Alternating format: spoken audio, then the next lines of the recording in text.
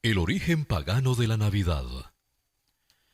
Aunque en la Biblia se da a entender que el nacimiento de Cristo tuvo lugar en primavera entre los siglos 3 y 4, los altos mandos de la Iglesia cristiana decidieron dar un giro de tuerca a todas estas tradiciones y creencias paganas. Por supuesto, no se podía tolerar ningún rito que no estuviera recogido en las Santas Escrituras, así que no hubo más remedio que trasladar el cumpleaños de Cristo a diciembre y sustituir con él a las antiguas Saturnalias, Yule y demás fiestas paganas.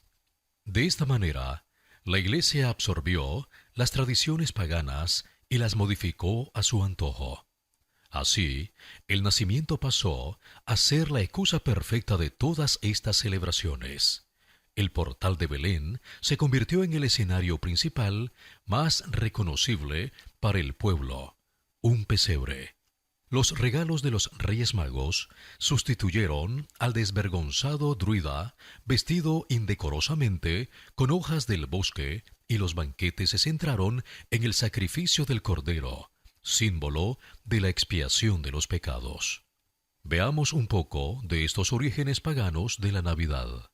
Susana Castellanos de Subiría, en su libro Mujeres perversas de la historia, relata la historia de Semiramis, que fue una mujer poderosa que vivió en el siglo VIII a.C. Otros la sitúan en el siglo XXI a.C. Fue una constructora de muchas edificaciones, como los jardines colgantes de Babilonia, que fueron una de las 7 maravillas del mundo antiguo. Además, fue esposa del rey Nimrod. Después de que Nimrod murió descuartizado por animales, Semiramis quedó encinta de Tamuz, que obviamente no fue hijo de Nimrod, sino de un sacerdote al que ella había buscado en secreto para quedar embarazada.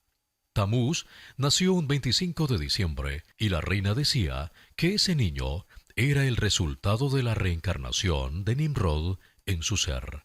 De esta manera, Semiramis fue quien inventó la idea de que cada 25 de diciembre Nimrod visitaba la ciudad, viniendo en espíritu en un frondoso árbol al cual adornaban con diferentes artificios brillantes que simbolizaban al sol, y cuyo propósito era hacer una ofrenda a la naturaleza para que fuera productiva.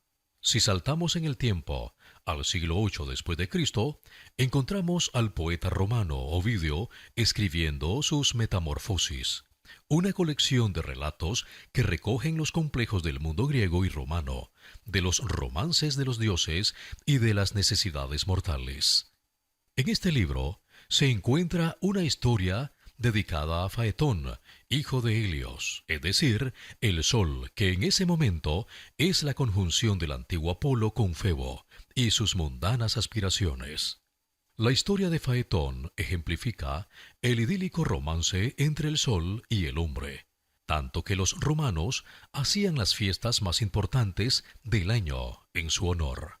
Las Saturnales llegaban a su apogeo el 25 de diciembre, y para aclarar un poco este tema, Francisco Baliñas, en su libro La Estrella del Camino, dice que las Saturnales romanas se prolongaban por varios días y la nueva religión, el cristianismo, encontró grandes dificultades para erradicarlas.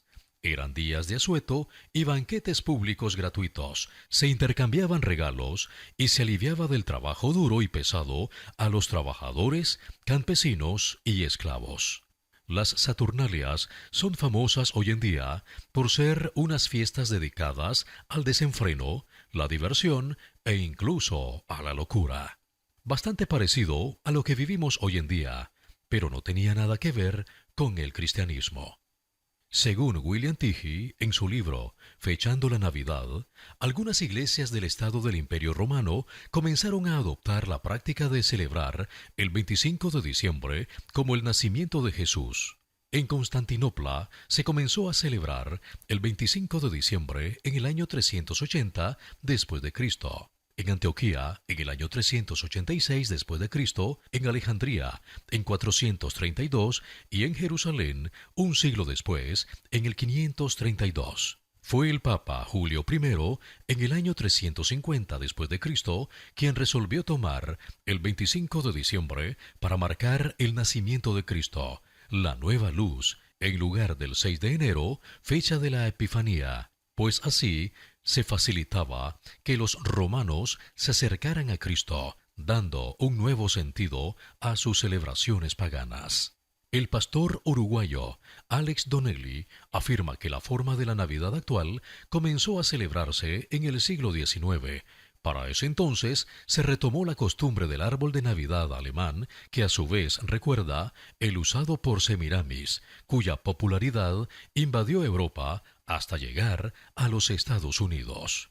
El árbol de Navidad es otro de los símbolos de la antigua mitología nórdica que ha llegado hasta nuestras casas. El abeto, por tener siempre las hojas verdes, simbolizaba la vida eterna, y de él se colgaban diferentes adornos como piñas y frutos silvestres en representación de los 9 mundos entendidos por los antiguos celtas. El de los muertos, los gigantes, las hadas y seres de luz, los humanos, las tinieblas, los dioses, la guerra, el fuego y el de los enanos. Pasadas estas festividades, el árbol se quemaba. En cuanto a todos los demás adornos, hojas de acebo, hiedras, coníferas y otros ornamentos hechos de metales se utilizaban para proteger los hogares de los malos espíritus en los días más oscuros del año. Después aparecieron Papá Noel, los regalos y el mercadeo, pero eso es otra historia. Si todo esto que les he narrado, una fiesta con la familia y los amigos reunidos junto a un árbol, comiendo cordero y ofreciendo regalos, es porque la Navidad procede de esta fiesta pagana llamada Yule. En la Biblia nunca se cita la fecha del nacimiento de Cristo. Es más, según cálculos basados en los datos aportados por los evangelios, algunos expertos señalan que Jesús debió nacer en septiembre. Pero cuando el cristianismo comenzó a hacerse fuerte en el Imperio Romano, hubo que elegir un día concreto para conmemorarlo. Al igual que ocurrió con otras celebraciones paganas, el solsticio de verano, San Juan, el equinoccio de primavera, Pascua, Samaín, la noche de Todos los Santos, los cristianos asimilaron las festividades locales del solsticio de invierno para fijar el nacimiento de Cristo. Yule, en las tierras de los bárbaros, y la Saturnalia, una fiesta pagana en honor a Saturno, en el caso del Imperio Romano, que justo culminaba el 25 de diciembre con Natalis Invictis Solis, el nacimiento del sol invencible. Pero en vano me honran, enseñando como doctrinas mandamientos de hombres. Mateo capítulo 15, versículo 9.